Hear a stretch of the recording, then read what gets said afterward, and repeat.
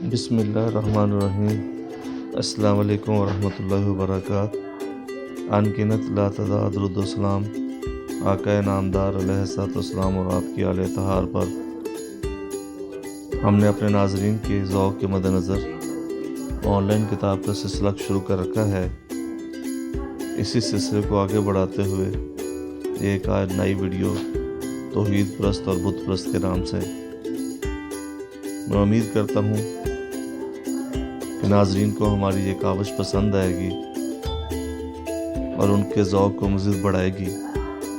میں ان تمام احباب سے گزارش بھی کرتا ہوں جنہوں نے ابھی تک ہمارے چینل کو سبسکرائب نہیں کیا، وہ ہمارے چینل کو سبسکرائب کر لیں، ساتھ میں بیل آئیکن دبا لیں تاکہ ہر آنے والی لیٹسٹ ویڈیو ان کو بر وقت مل سکے۔ ویڈیو کو لائک کیجیے گا، شیئر کیجیے گا اور کمنٹس باکس میں اپنے کمنٹس لازمی دیجیے گا۔ قدرت اللہ شہاب نے کہا، کل حج کے لیے روانگی ہوگی، ہمیں قبل الظہر مکہ سے نکل جانا چاہیے۔ یہ سن کر میرا دل بیٹھ گیا۔ میں نے کوٹھے کی طرف دیکھا۔ کوٹھا ویران دکھائی دے رہا تھا، دیواریں ننگی تھیں، غلاف کے کونوں میں رسیاں باندھ کر اوپر اٹھا دیا گیا تھا۔ دیواروں پر لگے ہوئے بڑے بڑے نیم کندہ سلیٹی پتھر دور سے نظر آ رہے تھے۔ کہتے تھے غلاف کے پلو اس لیے اٹھا دیے گئے ہیں کہ خانہ کعبہ کو آج غسل دیا جانا ہے۔ شاہ سعود خود اپنے ہاتھوں سے غسل دیں گے اور پھر نیا غلاف لگایا جائے گا۔ کوٹھے کی مڈیریں خالی تھیں، ان سے کوئی جھانک نہیں رہا تھا، کوئی ان کی اوٹ میں چھپا ہوا نہ تھا۔ ایک بے نام افسردگی اور ویرانی طاری تھی۔ پھر میرا جی نہیں چاہتا تھا کہ کوٹھے کو چھوڑ کر حج کے لیے جاؤں۔ آپ معلم سے آج ہی ملیں، قدرت اللہ شہاب نے کہا۔ میں نے قدرت اللہ شہاب کی طرف دیکھا۔ مجھے ایسا محسوس ہو رہا تھا جیسے وہ معمول سے زیادہ خوش ہوں۔ قدرت اللہ شہاب اس لیے خوش تھے کہ وہ اللہ کا حکم بجا لانے کے لیے حج پر جا رہے تھے۔ میں بے حد ناخوش تھا اس لیے کہ میں خانہ خدا سے دور جا رہا تھا۔ میرے نزدیک خانہ خدا کے قرب سے بڑھ کر کوئی عشرت نہ تھی۔ قدرت اللہ شہاب توحید پرست تھے اور میں بت پرست تھا۔ اس وقت میرا جی چاہتا تھا کہ اس توحید پرست کو اٹھا کر حرم سے باہر پھینک دوں۔ آپ ابھی اپنے معلم سے جا کے ملیے، قدرت اللہ شہاب بولے۔ ان سے کاغذات پر مورے لگوا لیجیے ورنہ ہمیں راستے میں دقت پیش آئے گی۔ اس وقت تک معلم میرے لیے صرف ایک نام تھا، مجھے علم نہیں تھا کہ وہ کون ہے، اس کا ڈیرا کہاں ہے، معلم کہاں ملے گا۔ میں نے پوچھا، کیا پتہ، تلاش کیجیے۔ لیکن کہاں تلاش کروں؟ یہیں مکے میں، وہ پاکستانی زائرین کے معلم ہیں، کسی سے ان کا ڈیرا پوچھ لیجیے، پتہ چل جائے گا۔ میں سیدھا پاکستانی ہوٹل میں چلا گیا۔ ہوٹل کے پاس پہنچا تو ایک لڑکے مجھے ملاقات ہوئی۔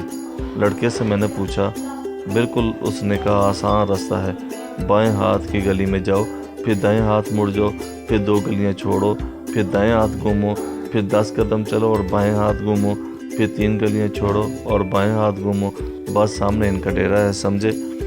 کوئی مجھے پتہ ہے اس طرح سمجھائے اور اتنی محبت کے ساتھ تو مجھے جیسے ہوٹل کے اس لڑکے نے سمجھایا تھا تو مجھے جرأت نہیں پڑتی کہ اسے کہوں کہ میں نہیں سمجھا۔ لہٰذا میں نے بڑی شکر گزاری سے سارا ہلا دیا جیسے بالکل سمجھ گیا تھا۔ اس روز میں مکے کی تنگ اور پیچیدہ گلیوں میں گھنٹوں وارہ گھومتا رہا۔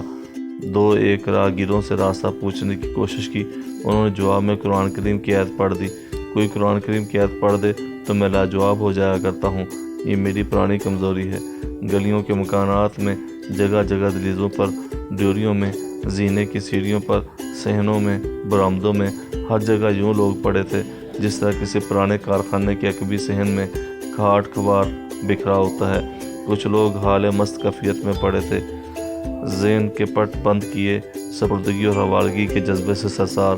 زیادہ تر لوگوں کی آنکھوں میں چمک تھی، ذہن کے دیے جل رہے تھے، ظاہر تھا کہ وہ سوچوں میں کھوئے ہوئے ہیں۔ انہوں نے کھڑکیاں کھول رکھی ہیں۔ سوچیں کھڑکیاں ہوتی ہیں، یہ کھڑکیاں حال سے باہر کھلتی ہیں۔ وہ لوگ جو حال سے مطمئن نہیں ہوتے، وہ حال کی تلخیوں سے فرار حاصل کرنے کے لیے ماضی کی کھڑکیاں یا مستقبل کے دریچے کھول لیتے ہیں۔ کھڑکیاں بھی رنگ رنگ کی ہوتی ہیں، کھڑکی کھولنے کے انداز بھی رنگ رنگ کے ہوتے ہیں۔ پوری نظم تو مجھے یاد نہیں، نہ جانے کس شاعر نے یہ کیفیت یوں بیان کی ہے کہ برسات کا موسم ہے، بادل چھائے ہوئے ہیں، بوندیں پڑ رہی ہیں، کتنا دل فریب موسم ہے، لیکن میں وہ ماضی پرست ہوں کہ مجھے یاد آتی ہے پچھلی برساتیں۔ جب میں مولم کے ڈیرے پر پہنچا تو یہ کھڑکیاں اور دریچے واضح طور پر میرے سامنے آ گئے۔ حسرتوں کی کھڑکیاں، شکایات کی کھڑکیاں، دکھ سکھ کی کھڑکیاں، یادوں کے تاکچے، خوف و خدشات کی کھڑکیاں، وہم و گمان کی کھڑکیاں، طمع کی کھڑکیاں، حرص کی کھڑکیاں، جانے کیسی کیسی کھڑکیاں۔ یہ کھڑکیاں مکے سے باہر کھلتی تھیں، سرزمین حجاز سے باہر کھلتی تھیں۔ زائرین ان کھڑکیوں سے باہر دیکھنے میں شدت سے مصروف تھے۔ ایسے زائر بھی تھے جو مکہ میں قیام کا لطف اٹھانے کی بجائے اس فکر میں گلے جا رہے تھے کہ مکہ سے وداع ہونے کا دن آ پہنچا ہے۔ ایسے زائر بھی تھے جو مکہ میں جینے کی لذت کو بھول کر یہ دعائیں مانگ رہے تھے، یا اللہ ہماری موت اسی پاک سا زمین پر واقع ہو، یا اللہ اسی مٹی میں دفن ہونے کی سعادت نصیب کر۔ شکایات کی کھڑکیوں کا کوئی شمار نہ تھا۔ کئی لوگوں کو مہنگائی کی شکایت تھی۔ انہیں یہ فکر دامنگیر تھی کہ اگر سارے پیسے ختم ہو گئے تو واپسی پر ضد و اقاربہ کے لیے تسبیح اور آب زمزم کی کپیاں کیسے لے جا سکیں گے۔ کئی لوگ یہ فکر پا رکھا تھا کہ کھانا اچھا نہیں ملتا، اور چونکہ کھانا اچھا نہیں مل رہا لہٰذا صحت خراب ہوئی جا رہی ہے۔ وہ خرابی صحت کے انڈے کو سینچ رہے تھے۔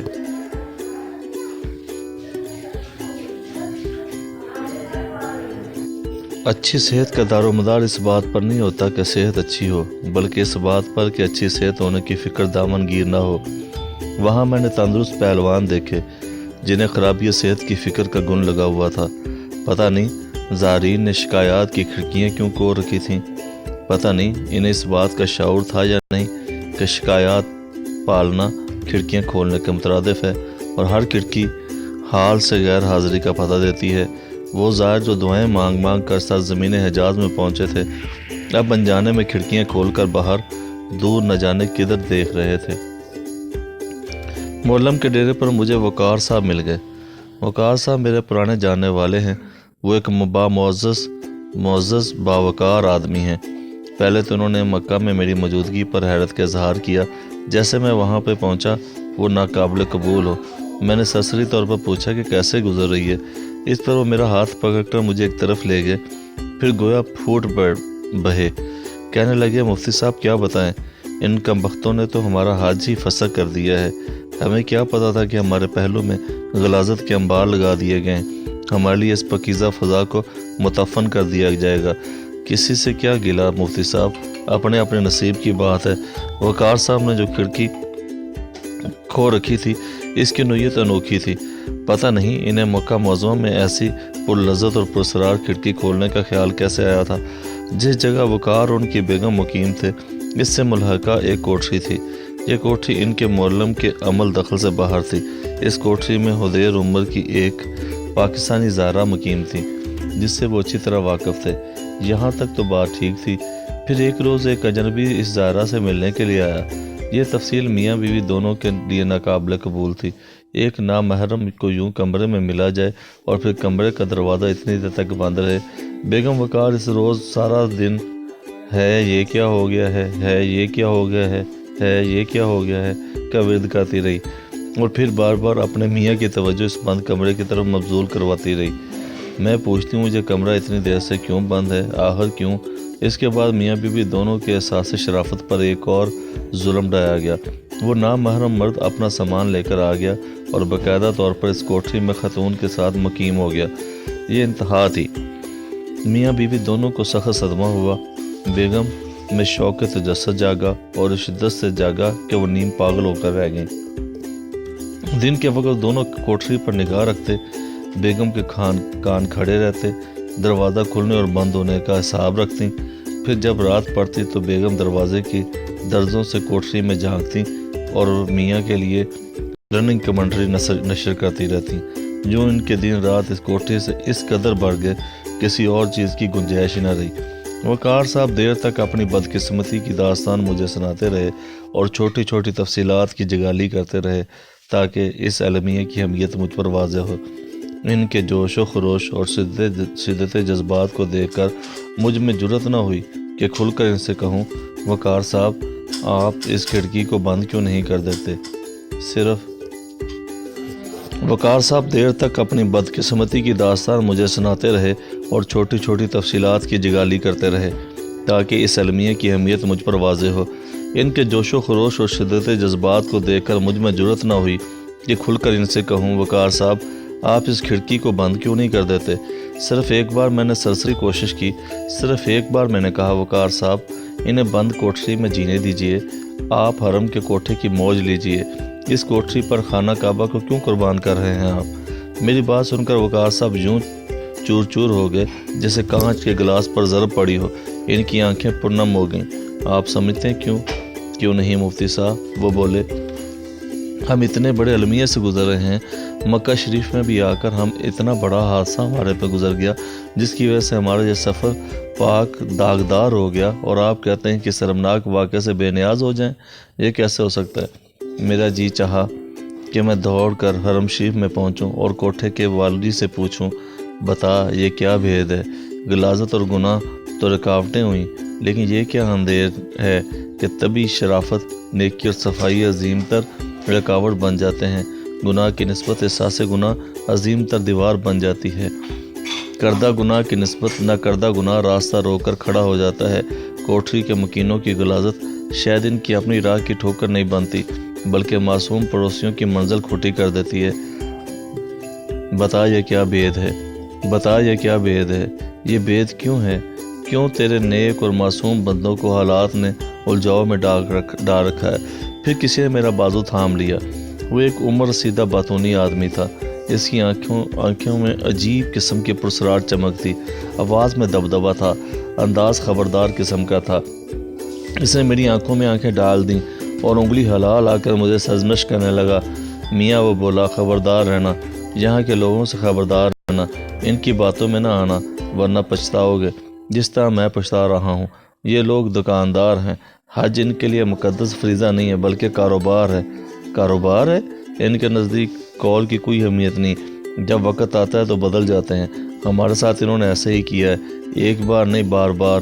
جدہ سے یہاں آنے کے لیے انہوں نے ہم سے 40 ریال طے کیے تھے، پھر جب ہم نے اپنا سارا سامان موٹر پر رکھ دیا تو ڈرائیور بولا 60 ریال لوں گا، منظور ہے تو چلو نہیں تو اپنا سامان اتار لو۔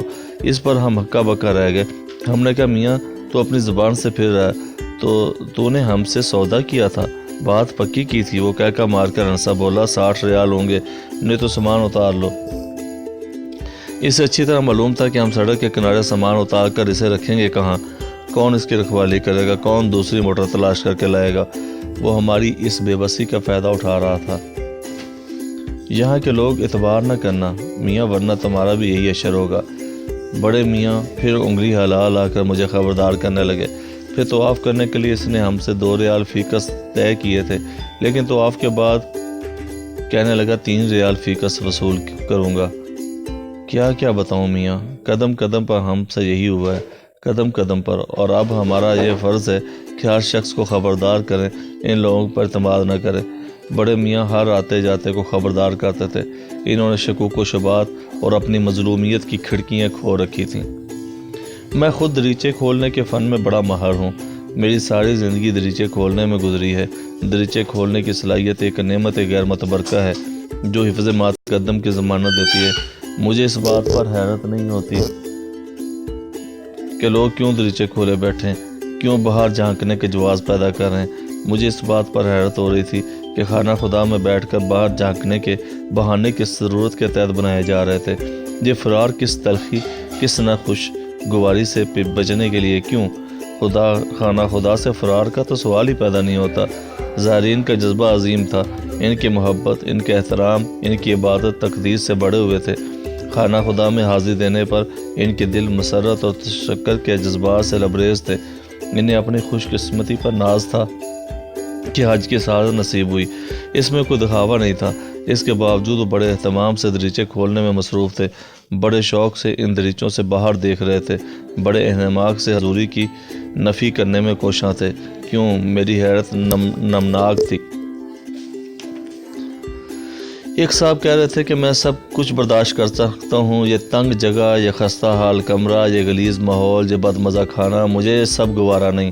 خوشی سے گوارا ہے، خدائے شاہد ہے، میں شاکی نہیں، لیکن مجھے صرف ایک net and clean bath room چاہیے۔ عالی شان نہیں صرف صاف ستھرا، اور میں نے اس لیے دگنا کرایہ ادا کیا تھا۔ مجھ سے وعدہ کیا گیا تھا کہ مجھے یقین دلایا گیا تھا کہ ایک الگ صاف ستھرا باتھ روم مہیا کیا جائے گا، لیکن ابھی تک وعدہ وفا نہیں کیا گیا۔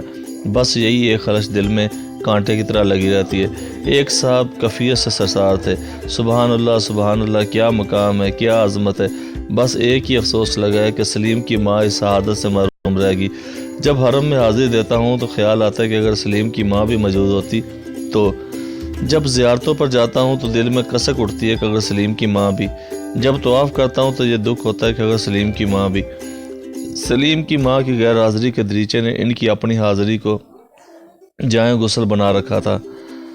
بیشتر ظاہر ایسے ہیں جو یہاں سے روانہ ہوتے وقت کھڑکیاں اور دریچے اپنے ساتھ لے جاتے ہیں، شاید اس ڈر کے مارے کہ یہاں پہنچ کر وہ انہیں مہیا نہ کر سکیں۔ روانگی کے وقت ان دریچوں کی چوکھٹیں وہ اپنے سامان کے ساتھ لدواتے ہیں، انہیں جگہ جگہ ساتھ لیے پھرتے ہیں۔ ہر مقام پر پہنچنے کے بعد ان کا پہلا کام یہ ہوتا ہے کہ انہیں فٹ کر لیں، اور جب فٹ ہو جاتے ہیں تو مسلسل باہر دیکھنے میں محو ہو جاتے ہیں۔ صرف عام لوگوں کی بات نہیں، بڑے بڑے دانشور بھی اپنے اپنے دریچے ساتھ لے جاتے ہیں، حالانکہ دانشور کو نئے اور تازہ دریچے ایجاد کرنے میں دیر نہیں لگتی۔ حج سے واپسی پر عذرا اتفاق جناب ابو الاسد حفیظ جلندری سے ملاقات ہوگی۔ میں نے بڑے فخر سے کہا، آپ کو پتہ نہیں میں حج کرنے گیا تھا؟ ابو الاسد سرسری انداز میں بولے، ہاں اکثر لوگ جاتے ہیں۔ میں نے کہا جانا ہی بڑی بات ہے۔ ہنس کا جواب دیا، اہم بات یہ ہے کہ بخیر و عافیت لوٹ آؤ۔